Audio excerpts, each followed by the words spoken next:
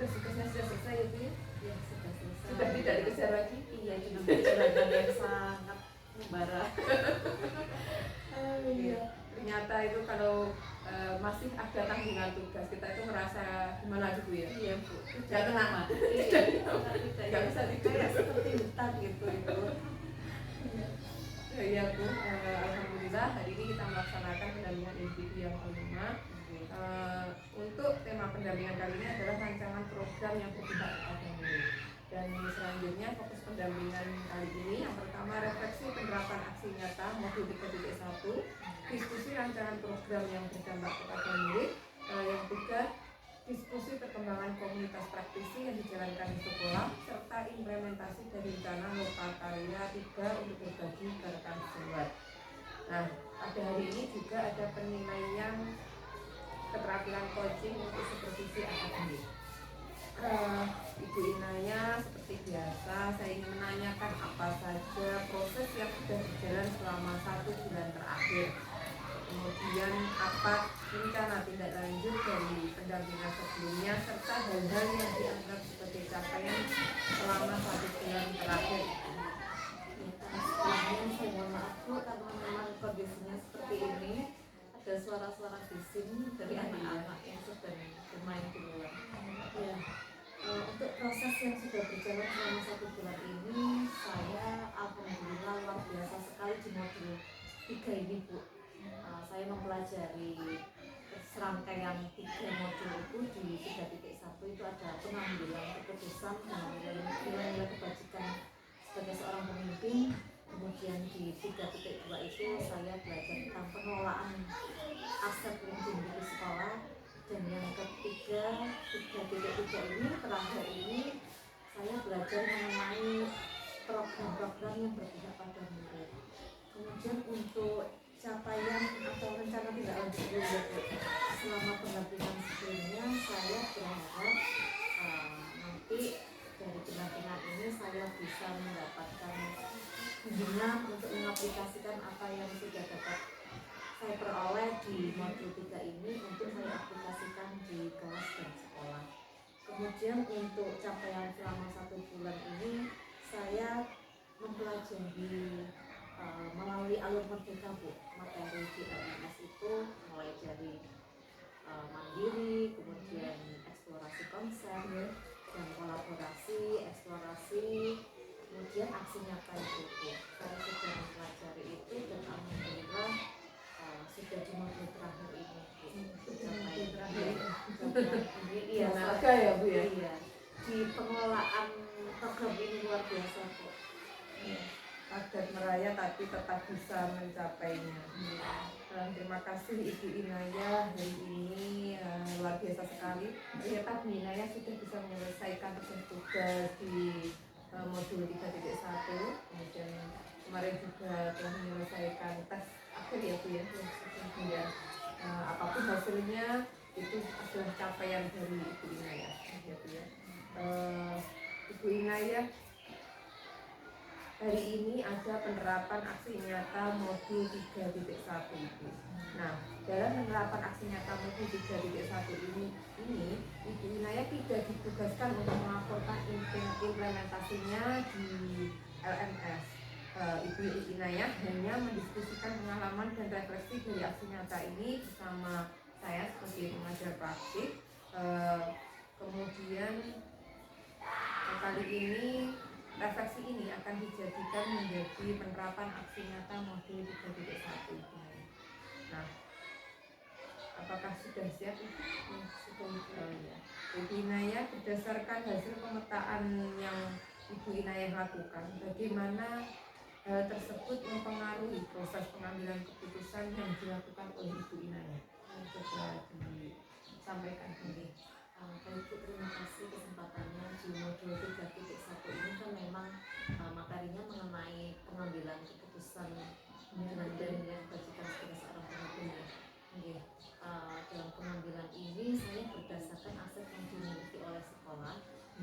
Saya berusaha untuk mengenal dulu lingkungan sekolah saya, bagaimana yang diunggulkan apa. Nah, dari hal itu saya menemukan titik-titik keunggulan Bu yang dimiliki sekolah. kemudian saya kan berkeinginan untuk mengembangkan aset itu. Nah, sebelum mengembangkan itu saya pernah diskusi dengan kepala sekolah bagaimana keputusan yang diambil oleh kepala sekolah atas rencana saya. Nah, di situ juga perlu dengan persetujuan guru-guru dan apa ya, penyinkronan dengan keadaan atau kondisi karakter siswa Bu. Jadi memang ternyata keputusan itu tidak bisa diambil secara semena-mena, perlu pertimbangan dan beberapa faktor Bu, dari kepala sekolah, dari yang terutama itu stakeholder yang ada di sekolah itu Bu. Seperti itu Bu. Ya memang ketika kita mengambil keputusan itu harus benar-benar dipikirkan. Kita harus memikirkan apa saja dampaknya, apa saja yang nanti dapat dihasilkan dari keputusan yang telah diambil. Ibu Inayah, apa hal yang menurut Ibu Inayah masih perlu dikembangkan atau perlu dievaluasi?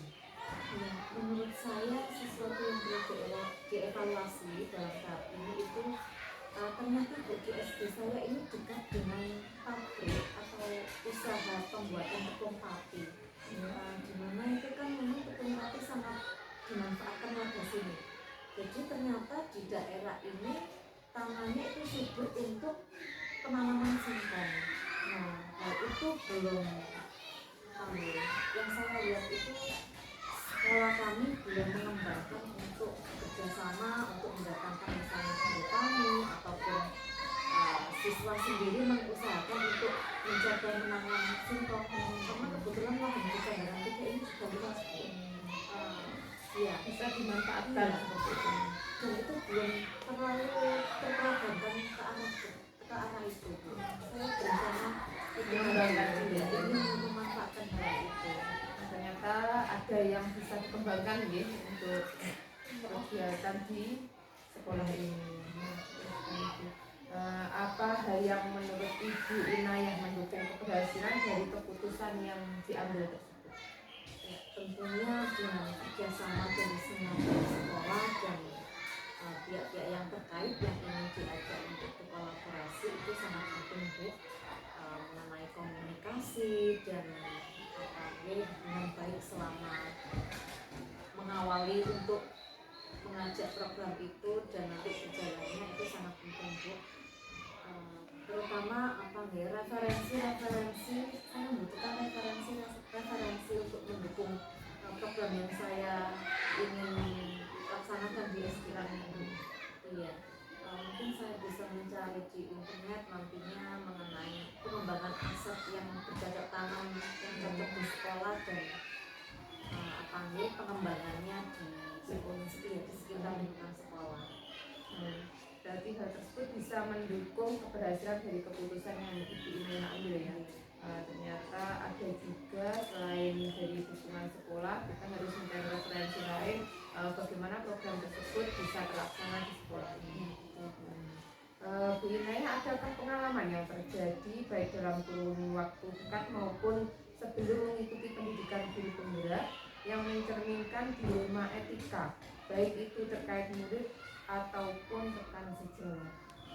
Untuk dilema etika ini memang terkadang kita sering sekali menemui, apalagi dengan rekan sejawat selama bekerja ini. Banyak dilemanya. Iya Bu. Terutama mengenai kurikulum kita yang baru ini, kurikulum merdeka ini kan di mana guru dituntut untuk melek IT seperti itu ya Bu. Sedikit-sedikit mengerjakan program di PMM, sedikit-sedikit mengupload RPP di PMM juga. Bulannya bertambah ya, iya, bertambah. Nah, itu masalahnya yang saya dilema sekali itu untuk membantu guru-guru yang senior Bu. Di mana memang tugas itu kan ada rentang waktunya ya Bu ya. Kadangkala saya harus mengerjakan tugas saya yang belum selesai tapi dimintai tolong.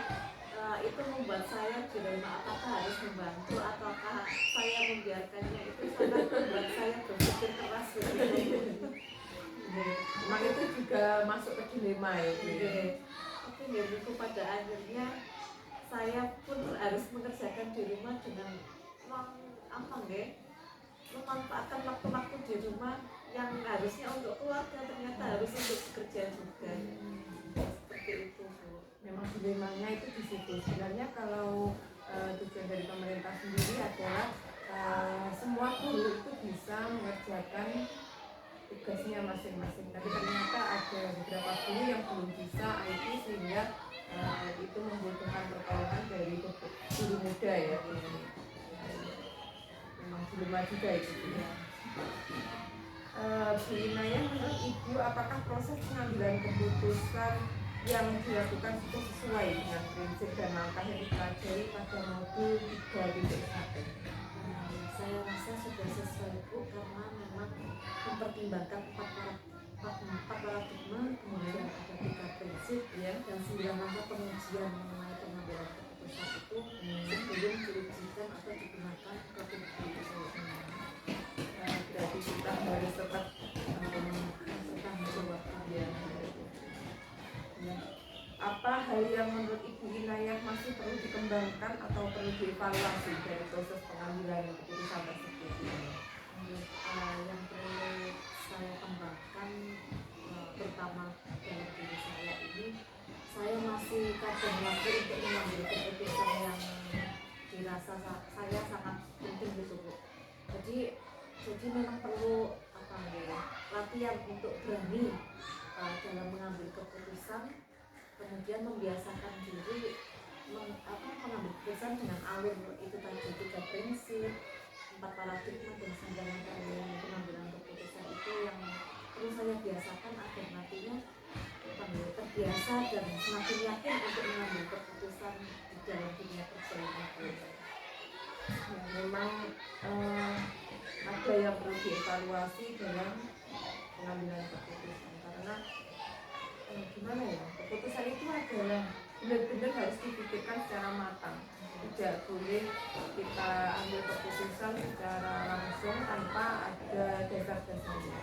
Jadi memang kita harus menggunakan dasar-dasar pengambilan keputusan. Ya, terima kasih Bu Inayah. Kita masuk kepada rancangan program yang berdampak kepada murid.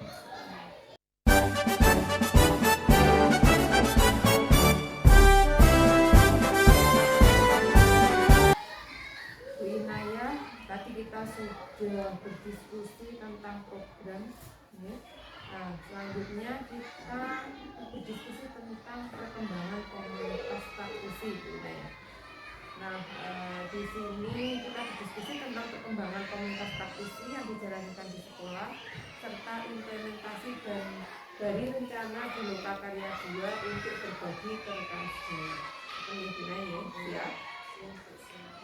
Ibu Inayah, apakah sudah merintis komunitas praktisi di lingkungan sekolah dan sekitarnya?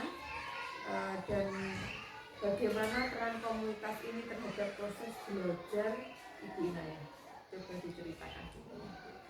Sebelumnya memang untuk komunitas praktisi ini di sekolah saya, kebetulan Bapak Tiono, kepala sekolah saya ini sangat mendukung mengenai pendidikan berkelanjutan. Jadi ketika ada perintah untuk membuat komunitas belajar itu, beliau mau yang mengajak saya, bagaimana Bu Inayah dengan yang kenal dengan PBB ini. Kemudian saya dijadikan koordinator Bu gitu. Jadi memang untuk sekolah saya untuk komunitas praktis ini sudah terbentuk. Di situ kami menggunakannya untuk saling berdiskusi dan saya gunakan untuk berbagi praktik baik dari pendidikan bergerak yang saya pelajari ini mengenai budaya positif, mengenai pembelajaran didik pada murid. Saya gunakan komunitas belajar yang ada di sekolah itu untuk menyebarkan informasi yang ada di LMS itu agar bisa diterapkan oleh guru-guru di SD saya Bu.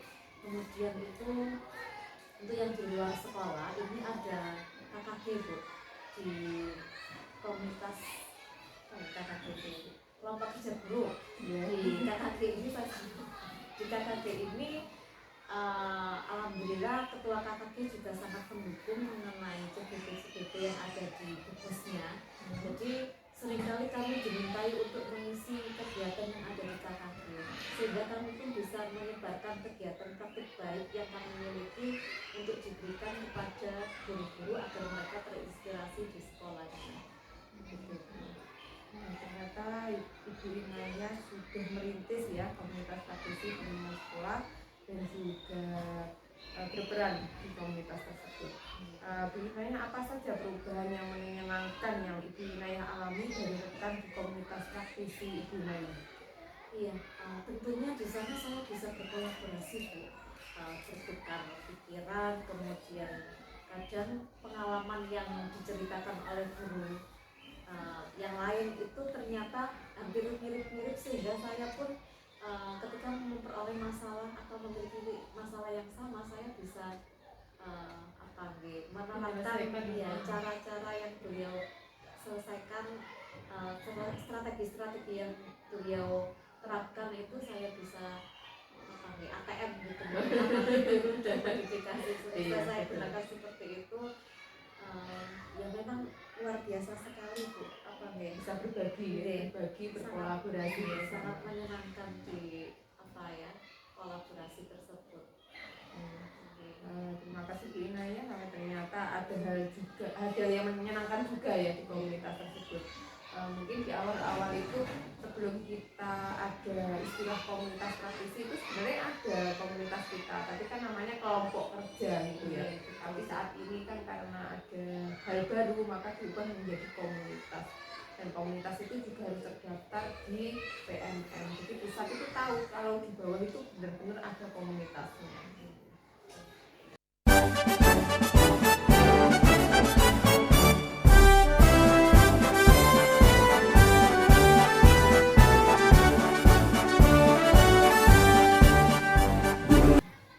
Ya Bu Inaya, tak terasa kita sudah berada di akhir sesi pendampingan.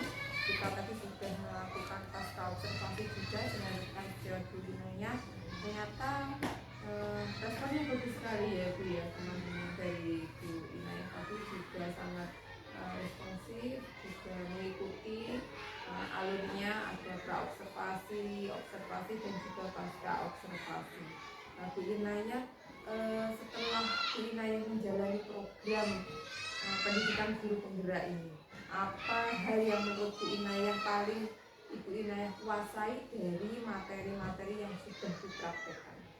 Ya, materi yang sangat menarik bagi saya itu yang untuk percakapan coaching, di mana di situ kita dijadikan seperti pemandu, namun kita hanya memberi pendampingan dengan pertanyaan-pertanyaan yang luar biasa. Di alur kita itu seseorang teman atau rekan bisa kita bantu mengatasi masalahnya dengan keinginan atau pola pikir yang beliau miliki sendiri. Jadi tanpa kita pengaruhi, kita hanya memberikan pertanyaan-pertanyaan yang memandu beliau untuk mencari solusi sendiri.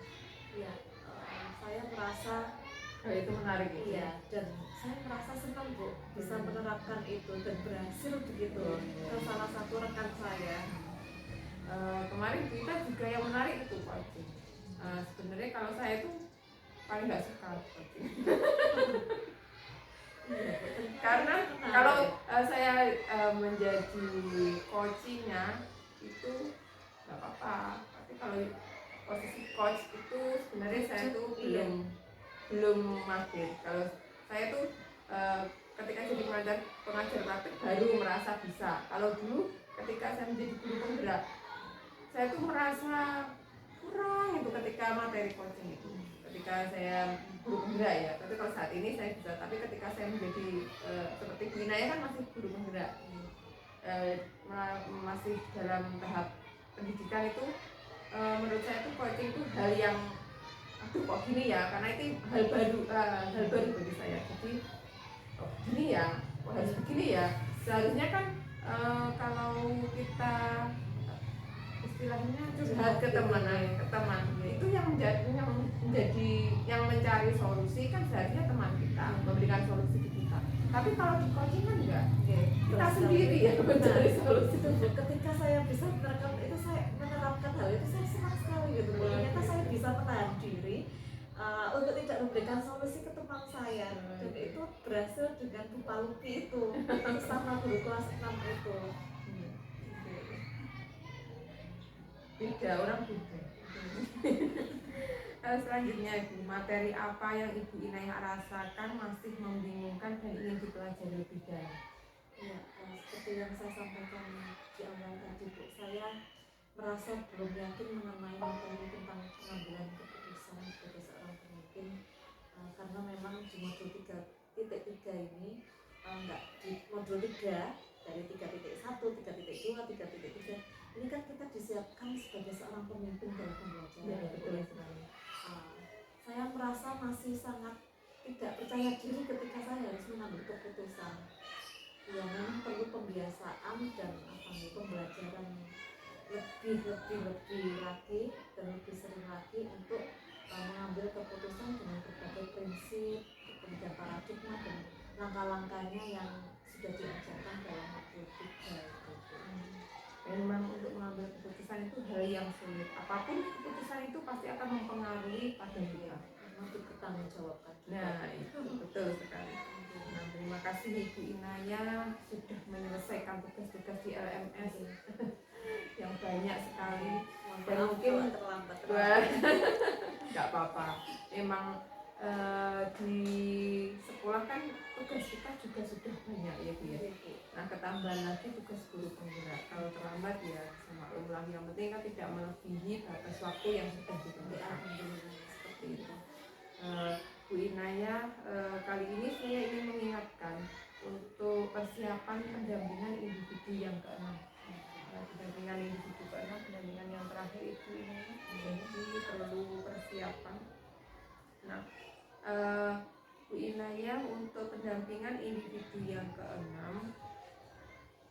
Ibu Inayah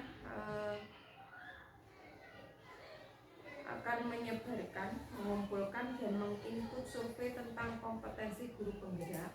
Kemudian kegiatan ini sudah harus dilakukan sebelum pelaksanaan PI 6. Nah, Bu Inayah harus melakukan yang harus dilakukan ya, Ibu Inayah. Yang pertama, menyebarkan kuesioner survei feedback sesuai peran dan jenjang yang diampu oleh Ibu Inayah dengan respon kepala sekolah.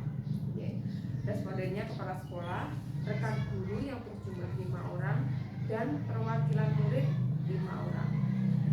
Ibu Inayah juga harus mengisi self evaluation yang selanjutnya Ibu Inayah melakukan diskusi terkait pemetaan aset. Ini pelaksanaannya dilakukan sebelum PI 6. Adapun hal-hal yang harus dilakukan Ibu Inayah, yang pertama menentukan jadwal diskusi pemetaan aset dengan kepala sekolah. Kedua, mengundang aktor yaitu kepala sekolah, rekan guru, murid, orang tua, tokoh setempat dan perwakilan gender yang terlibat dalam diskusi. Yang ketiga, membuat notulen hasil diskusi. Keempat, mengambil foto kegiatan. Kelima, mengumpulkan hasil pemetaan.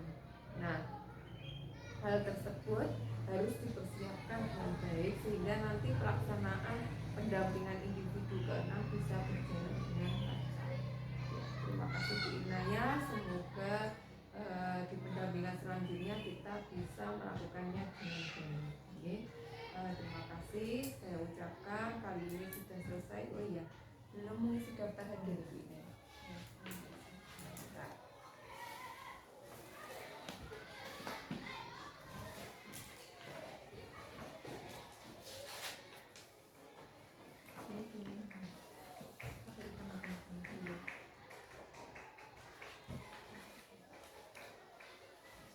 Selesai pendampingan kali ini, saya mohon undur diri Bu Inayah, pamit.